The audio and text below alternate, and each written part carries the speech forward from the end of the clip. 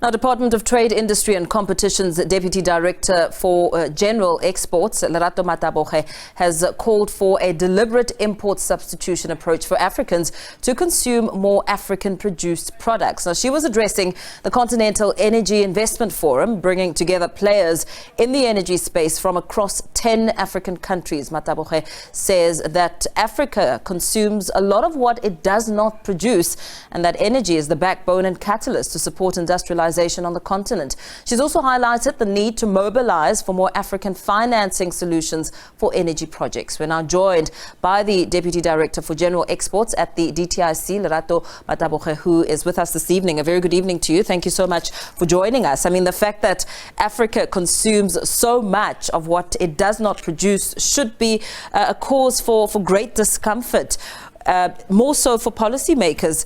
What are some of the dynamics at play as we assess trade as a key instrument to economic development? Good evening to you, Mpo, and your viewers. I think you've hit the nail on the head. Currently, Agenda 2063 says that we need to have achieved 50% levels of intra-Africa trade by 2045. We are currently at around 16% of intra-Africa trade. So that already shows you that we still have a lot of work to do. Africa, being 17% of the global population, only contributes 3% to global trade. And we only contribute 2% to global manufacturing. So we certainly need to be increasing our levels of integration. We need to be increasing the dialogue platforms like the one that we had today, so that we can exchange know-how on how we're actually going to achieve the industrialization of this continent. As you build up these discussions and exchange information, perhaps give us a clearer picture of the current dynamics at play. What's happening at the moment insofar as how Africa as a continent trades with the world? Because the bottom line is that if you look at the entire ecosystem, products are bought at a premium. That's true. That's correct. And I think the biggest African challenge is that we've never redressed or improved upon the colonial patterns of consumption that we inherited, in post-colonial Africa. I think if you take an aerial map of the continent and you look at the infrastructure, be it rail or road, that connects the continent, it's usually from a commodity base to the nearest port.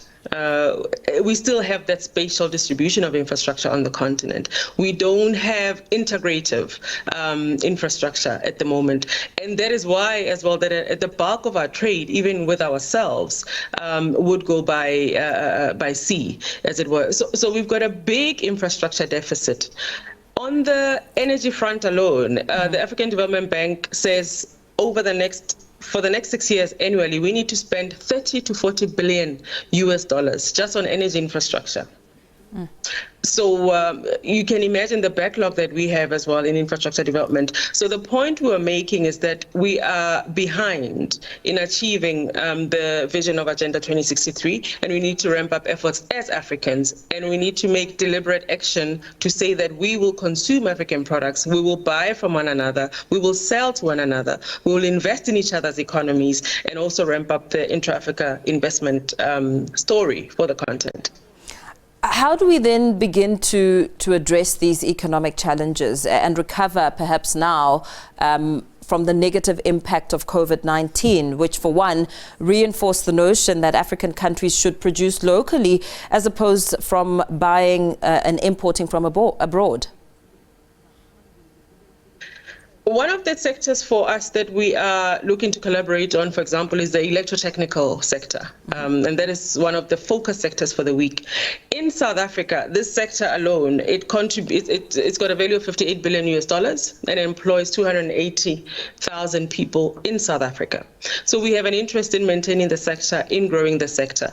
What is important for other African countries is understanding that South Africa has technologies in energy transmission distribution, we've got technologies in energy distribution that they can know about. I think part of talking about consuming what Africa produces, it's about showcasing to one another our capabilities and being able then to buy for one another, from one another in that regard. So our focus as South Africa, for example, is that the second thing that we've done, we've compiled a database of energy projects on the African continent, renewable energy projects, and we'll be launching that database, in fact, tomorrow. Within that database, we've got 129 wind projects and 1,100 solar projects valued at 249 billion. Now, we are having a conversation with our African delegates, rest of African delegates, around this database and saying, how can we aggregate African know-how and African financing, for example, around the implementation of these projects. So this is our contribution and our deliberate contribution as a department to really advancing the intra-Africa trade story. And what opportunities does this create for entrepreneurs who want to become part of the sector, who perhaps are already working in the sector and haven't expanded to the depths that would be required to be part of these projects? The opportunities are many. I think if you're going to talk, for example, construction of a power plant, as it were, there are a lot of opportunities for services that supply that project. There are a lot of opportunities for even, the agro-processing supplies that would be required for that project. You'll have workers, for example, they need to eat. So there are value chains of opportunities around big infrastructure projects on the African continent. So it's about how do we unpack that value and how do we support our entrepreneurs to access those projects. One thing the database does is make information accessible of what is available and what is there, so we can then begin to position our entrepreneurs in the right way. What have you done in trying to establish the kind of sectors which would be suitable and more oriented towards world exports? Because, I mean, it's not going to be done away with completely. It's just to say that as a continent, trade within yourselves and create those opportunities to really strengthen the currency. One thing that we've done, and this is a question that has come up, not only on the continent, but also from our international partners, to say, you are talking about you want to industrialize as a continent. What are the key sectors for growth?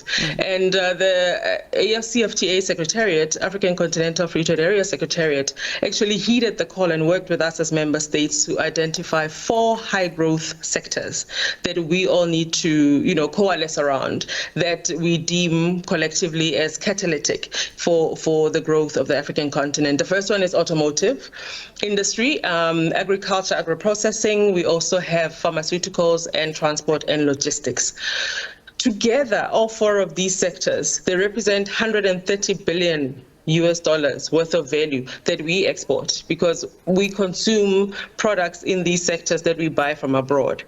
Agriculture alone, Africa imports 90 billion worth of agricultural products from outside the African continent. So that means that we are not able to feed ourselves at this point. We are not feeding ourselves. So the idea then is about collectively working together to make sure that we take advantage of opportunities in these sectors. The AFCFTA has what they call a private sector engagement strategy that then breaks down how we collaborate as African countries around these sectors.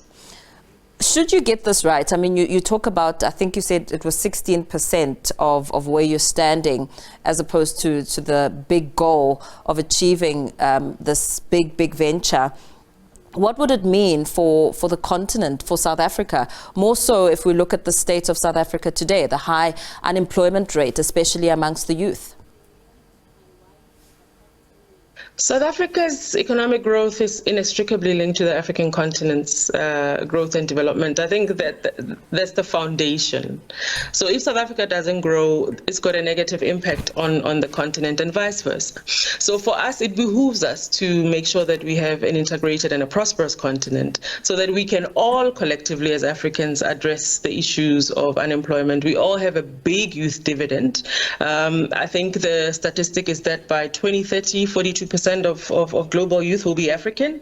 So that's a big number. And we need to make sure that we uncover economic activities, economic projects, industrial projects, infrastructure projects that can, harness the skills and the energy of the young people that we have on the African continent, South Africa included. So part of, uncovering all these opportunities and advancing conversations around them is exactly that, to make sure, that we are thinking ahead and creating opportunities for the young people in South Africa and on the continent. Very well. Thank you so much for speaking to us this evening. We're going to have to leave it there with the Deputy Director for General Exports at the DTIC, Lerato Mataboge. They're speaking about the need, the call for more Africans to produce and consume each other's products.